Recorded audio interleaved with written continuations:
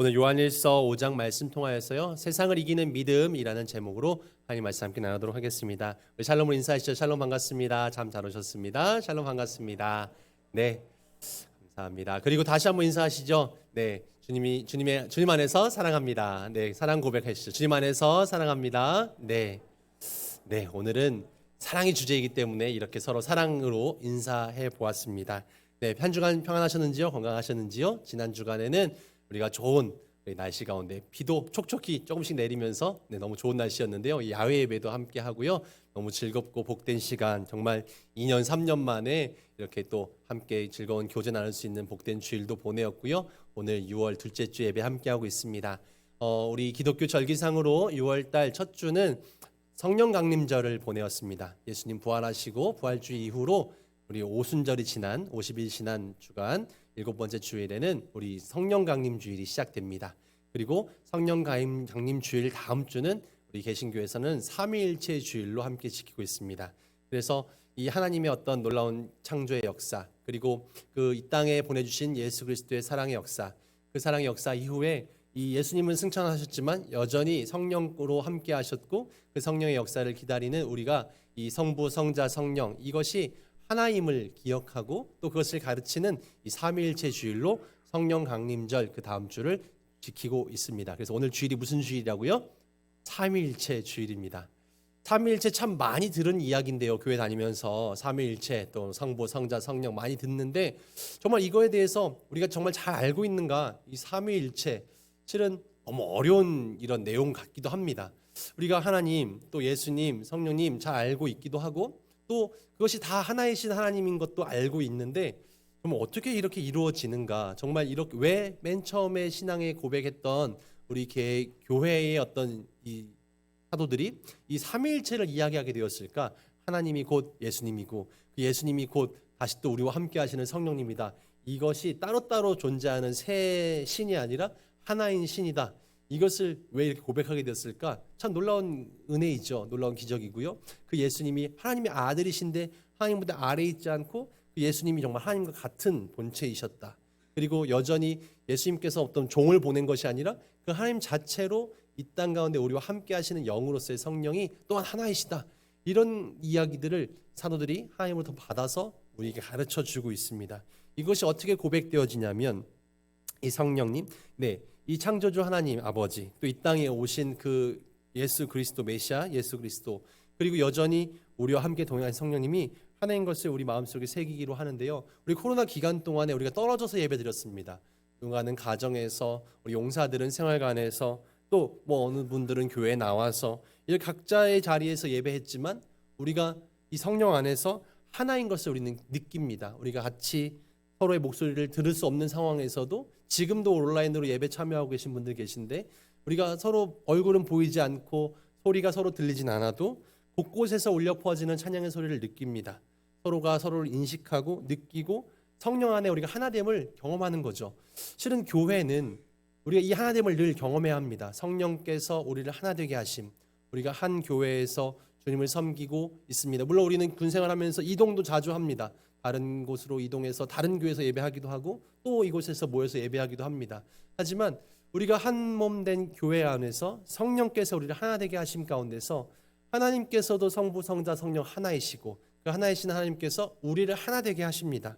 이 하나 된 우리가 주님 안에서 하나 된 공동체 이뤄가는 것이 하나님의 어떤 우리에게 주신 목표이고 사명인 것이죠. 성령 안에 하나 된 우리는 이젠 어떤 공동체가 되어야 하냐? 정말 하나 된 공동체, 또 사랑하는 공동체가 되어야 합니다. 오늘 본문은 사도 요한이 작성한 요한 1서입니다. 이 요한 공동체에게 쓴 요한의 편지인데 요한 공동체가 요한이 이 사람들에게 가장 중요하게 전했던 메시지는 바로 사랑이었습니다. 서로 사랑하라 라는 말씀이었습니다. 여기서 말하는 사랑은 저절로 발생하는 그런 사랑은 아닙니다. 왜냐하면 부모는 자녀를 저절로 사랑하게 됩니다. 내가 정말 내 사랑의 결정체로 창조된 내 자녀를 사랑하는 건 너무 당연하죠. 자녀된 자녀가 부모를 사랑하는 것은 어찌 보면 당연합니다. 실은 누군가가 나를 잘해주고 나에게 선을 베풀면 그 사람에 대해서 애정이 생겨지는 것은 당연합니다. 그런 사람들을 사랑하는 것은 어렵지 않습니다. 하지만 사도 요한이 얘기했던 사랑은 저절로 발생한 사랑이 아니라 내가 애써서 선택해야 될 그 삶의 방향이었습니다. 사랑스러운 사람을 사랑하는 건 어렵지 않다고 말씀드렸어요. 하지만 아무리 애써 보아도 사랑하기 어려운 사람들이 있습니다. 그런 사람들을 사랑하는 거 참 어렵죠. 무례한 사람, 또 자기 욕심만 차리는 뻔뻔한 사람, 이기적인 사람, 자기 감정만 중요한 사람, 또 거칠고 난폭한 사람, 또 남의 이야기는 전혀 듣지 않는, 자기만 옳다고 이야기하는 어떤 그런 닫혀있는 사람들, 이런 사람과는 어떻습니까? 실은 좀 거리 두고 사는 게 편하지 않겠어요? 그런 사람과는 함께하지 썩 얼매이지 않는 것이 좋지 않겠습니까? 실은 이런 사람들은 우리의 감정도 소비시키고 굉장히 힘들게 만듭니다. 실은 그래서 세상 속에서는 이런 사람들하고는 적당히 그냥 뭐 업무적인 관계, 사무적인 관계만 유지하고 삶을 나누거나 친밀하지 않게 지내는 것이 좋겠다라는 생각이 들기도 합니다. 그런데 세상 속에만 이런 사람들이 있는 것이 아니라 문제는 우리 교회 안에도, 하나됨을 이루어야 되는 우리 교회, 사랑의 관계를 이루어야 되는 우리 교회 안에도 실은 그런 사람들이 존재한다는 것이죠. 주님께서는 이런 이들까지도 사랑해야 한다라고 말씀하십니다. 먼저 말씀드렸던 것처럼 일반 사회라면 우리는 굳이 그러지 않아도 됩니다. 굳이 사랑하지 않아도 됩니다. 적당히 내가 해야 될 임무를 하고 내가 해야 될 관계 역할만 해주면 되죠. 그런데 교회 안에서라면 다릅니다. 실은 보십시오. 목사님, 저는 설교를 전하는 사람이어야 하고, 뭐 예를 들면 여전도 회장님은 여전도 회가 해야 될 일만 하면 될 수도 있어요. 근데 교회는 정말 그렇습니까? 일만 하는 것이 아니라, 설교만 전하는 것이 아니라 설교를 듣고 있는 성도를 향한 사랑이 전해져야 하는 것이죠. 여전도 회장님도 이 일을 하는 것이 일로서 존재하는 것이 아니라 이 일을 통해서 성도들에게 사랑을 전하고 도움이 되어주고 그 안에서 하나님의 역사가 나타나기를 원하는 마음으로 어떤 봉사들을 해나갑니다. 전도사님이 학생들에게 그냥 말씀만 가르치는 존재가 아니라 그 자녀들이 내 자녀가 아님에도 불구하고 사랑하는 마음으로 하나님 안에서 잘 자라기를 기대하는 마음으로 말씀을 가르치고 돌보고 애정을 쏟습니다. 실은 애정이 필요한 관계들이죠. 교회 안에서는. 교회는 한 사회의 축소판인데 남녀노소가 있고, 가난한 사람, 부한 사람이 있고, 건강한 사람, 병약한 사람이 있고, 또 배우지 못한 사람과 배운 사람이 있고, 실은 성격도 다 다릅니다. 급한 사람이 있고 느린 사람이 있고, 이타적인 사람도 있고 이기적인 사람도 교회 안에는 존재합니다. 그런데 이런 서로 다른 존재, 뭔가 동일한 사람이라면 좀 편하지만 전혀 다른 존재와 함께하면 우리는 굉장히 불편합니다. 어렵습니다. 행동도 좀 조절해야 되고요. 감정도 가급적이면 드러내지 않아야 합니다. 실은 교회 안에서 그런 존재로만 묶인 것이 아니라 부대 안에서도 상하관계로 묶이기도 합니다. 그러다 보니까 더더욱 조심스럽죠. 괜히 내 성격이나 내 감정을 드러내기가 참 불편하고 어렵습니다. 이런데 하나님께서는 우리 교회 안에서 하나됨을 이루라고, 또 이 안에서 천국과 하나님의 꽃동산을 이루라고 말씀하시는 거죠. 서로 용서하고 용납하고 이해하고 받아들여주고 사랑으로 하나되라고 이야기합니다. 그러니까 이 교회 안에서 하나됨이 참 쉽지 않습니다. 근데 요한은 이런 어려운 교회 공동체 안에서 단호하게 이야기합니다. 우리가 서로 사랑해야 한다. 요한일서 4장 20절 말씀 같이 한번 읽어보겠습니다. 시작. 누구든지 하나님을 사랑하노라 하고 그 형제를 미워하면 이는 거짓말하는 자니 보는 바 그 형제를 사랑하지 아니하는 자는 보지 못하는 바 하나님을 사랑할 수 없느니라. 내가 교회 다니는 이유는 하나님을 사랑하기 때문입니다. 하나님을 사랑하여서 하나님께 주시는 놀라운 사랑을 보답하고 또 그 사랑 가운데서 놀라운 하나님의 축복, 영생을 누리기 위함입니다. 내가 그렇기 위해서 신앙생활을 합니다. 그런데 내가 하나님을 사랑한다고 하는데, 내가 그렇게 하나님의 사랑을 고백하지만 정말로 내가 옆에 있는 사람들을 사랑하지 못한다면 요한은 이야기하죠. 그 사랑 거짓말이다. 하나님에 대한 사랑을 이야기하는 것은 거짓됨이다 라고 이야기합니다. 내가 아무리 하나님을 사랑하고 하나님을 내가 주님을 영접하고 천국을 소유한 자로 살아간다 할지라도 내가 주변에 있는 사람들, 이웃을, 형제를, 자매를 사랑하지 않는다면 하나님 사랑한다고 고백했던 너의 고백은 다 거짓됨이다 라고 사도 요한은 이야기합니다.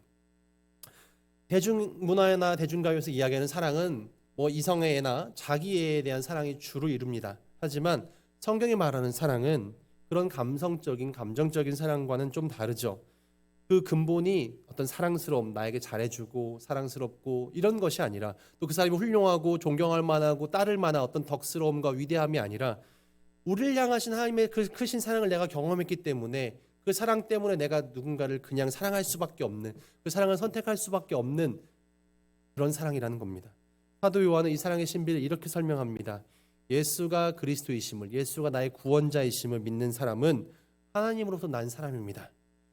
그 나를 낳아주신 그분을 사랑하는 그 사람은 그렇게 낳음받은 다른 사람 또한 사랑하는 것이 당연합니다. 그분이 낳으신 내가 그분으로부터 나은 존재임을 믿는 사람이라면 나와 다른 존재, 그 형제도 그 자매도 나와 함께 가족임을 믿어야 합니다라고 이야기하죠.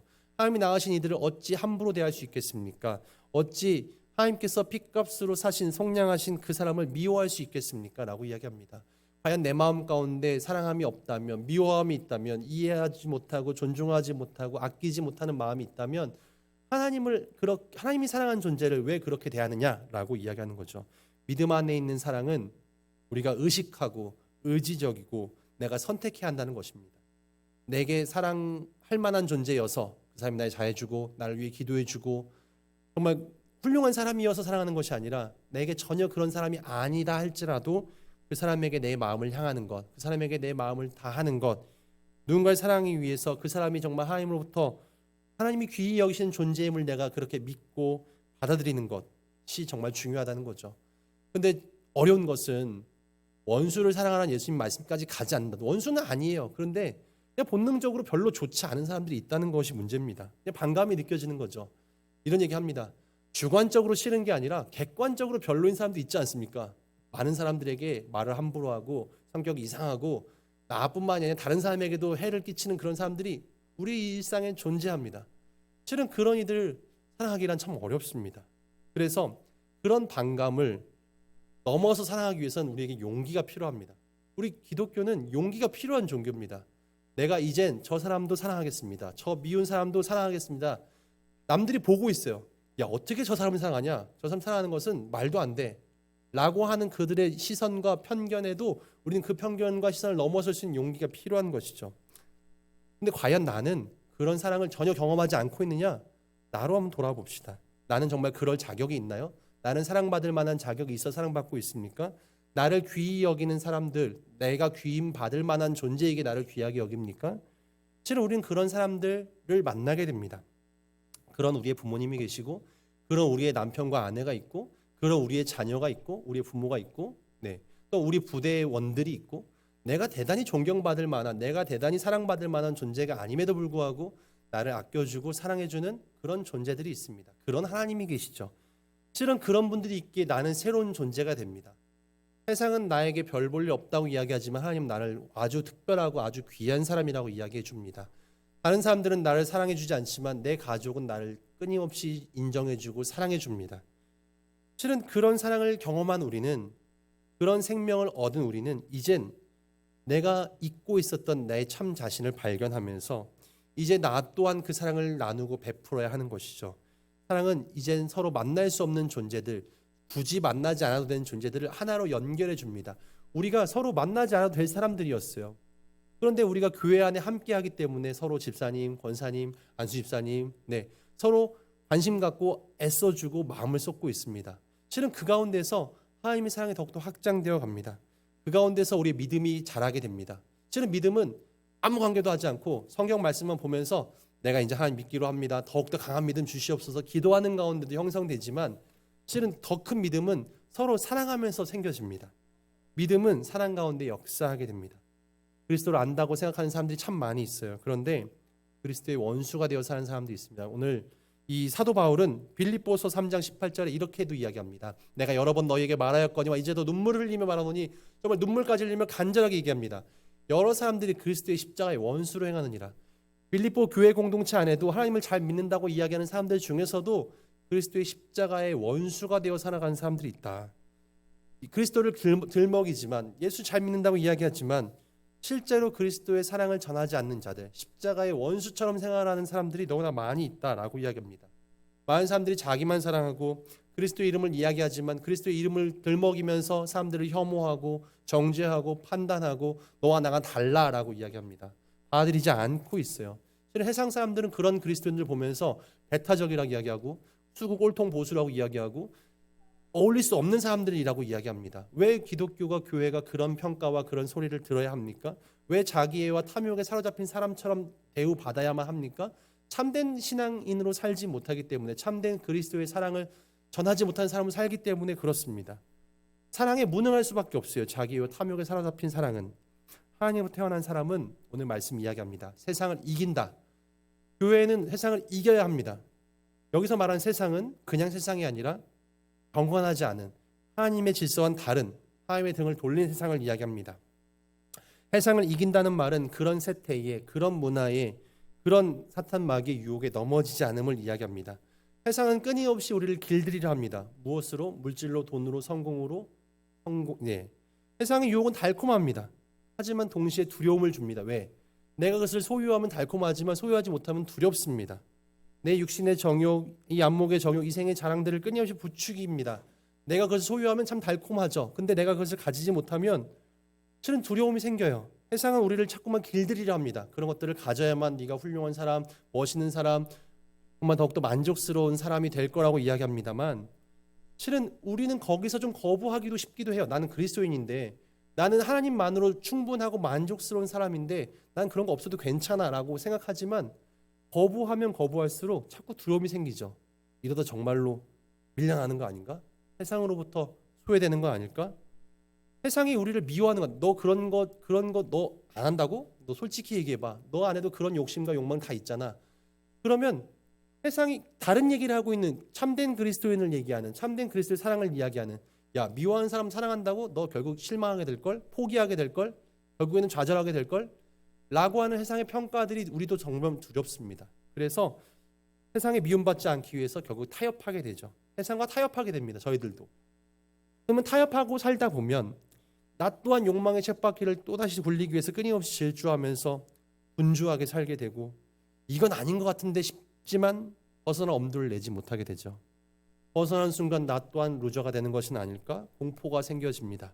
그런데 오늘 말씀 이야기합니다. 세상을 이기는 힘, 세상의 기준을 따라 살지 않는 사람, 자기 주도적인 하나님 중심으로 살아가는 사람은 이겨낼 수 있다. 그러기 위해서 우리가 필요한 것은 바로 감사입니다. 감사는 제가 어느 글을 읽었는데 감사는 참 혁명적인 태도라고 이야기합니다. 저는 참 놀라웠어요. 왜냐하면 감사는 그냥 정말 따뜻한 표현 아닌가. 근데 이것이 혁명과 무슨 관계가 있을까? 근데 이런 이야기를 합니다. 세상의 논리는 너가 감사할 만한 자격을 갖춰야 감사할 수 있다라고 이야기하는 거죠. 너가 더 많이 위에 올라가야, 더 많이 가져야, 너가 이런 행복할 만한 조건을 갖춰야 행복할 수 있어라고 이야기하는데 감사는 실은 내가 그걸 가지지 못해도, 이루지 못하여도 감사하는 태도를 이야기합니다. 그렇기 때문에 세상은 너가 올라가야만, 가져야만 감사할 수 있어, 더 환호할 수 있고 행복할 수 있어라고 얘기하는 그 세상의 권리, 질서에 아니, 나는 그러지 않아도 그 자리에 올라가지 못해도 난 감사할 수 있어. 세상의 논리는 그렇지 않은데 너 똑똑해야 감사할 수 있지, 똑똑해야 칭찬받을 수 있지 라고 이야기하는데 똑똑하지 않아도 나는 괜찮아, 나는 이미 감사해 라고 표현하는 건 그런 세상의 권리나 세상의 질서에 반하는 태도라는 거죠. 혁명적인 태도라는 겁니다. 그러면 그런 걸 가지고 우리를 지배하려고 우리를 두려움 주는 사탄은 오히려 당황하게 된다는 겁니다. 사탄 마귀는 너 더 힘 추구해야지, 더 권력을 추구해야지, 더 누구 위에 올라서 군림해야지라고 이야기하는 그 사탄이 당황하는 거죠. 너 왜 밑바닥인데 감사하지? 너 왜 밑바닥인데 만족하지? 너 왜 밑바닥인데 왜 행복해? 오히려 당황하게 된다는 거죠.